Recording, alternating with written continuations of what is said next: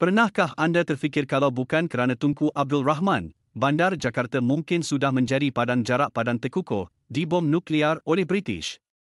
Pada tahun 1963, hubungan antara Malaysia dan Indonesia sangat tegang. Presiden Sukarno menentang keras penubuhan Malaysia. Sukarno melancarkan kempen Ganyang Malaysia dan menghantar tenteranya menyusup ke sempadan Malaysia.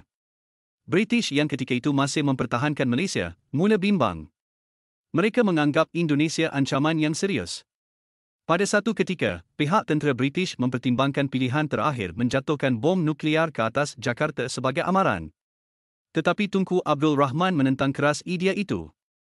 Beliau tahu, jika bom dijatuhkan, ia bukan saja memusnahkan Jakarta, tapi seluruh Asia Tenggara. Dengan diplomasi yang bijak, Tunku meredakan ketegangan. Beliau berbincang dengan negara-negara jiran dan mengekalkan hubungan diplomatik. Akhirnya, pihak British akur dengan pandangan Tunku. Pelan pengeboman dibatalkan.